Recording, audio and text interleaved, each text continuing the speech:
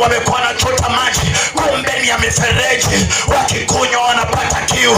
Wengine wamekuwa wanakunywa maji, kumbe ni ya visima sao, wanapata kiu tena. Nimekuja kutangaza jioni ya leo ya kwamba Yesu peke yake ndiye maji ya uhai. Salamia jirani yako, mwambie kunywa maji. Kunywa maji. Msalamie, mwambie kunywa maji. Kunywa maji. Haleluya. Kunywa maji kano. Shola lolo bulo handi tamama. Shola lolo bulo tawe mraka.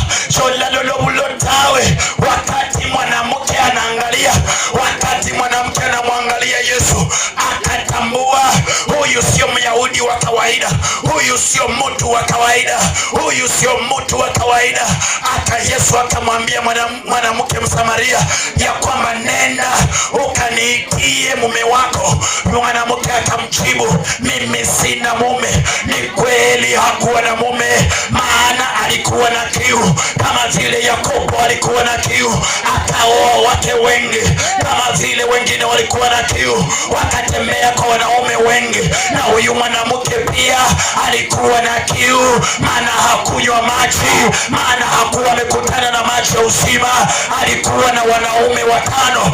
Sielewi alikuwa na lala namna gani, sielewi alikuwa na wasabu namna gani, lakini alikuwa nao 5. Yesu akamwambia, umesema kweli ya kwamba hauna mume, maana ninatambua uko nao 5, lakini kama umekunywa maji yangu hautapatwa na kiu.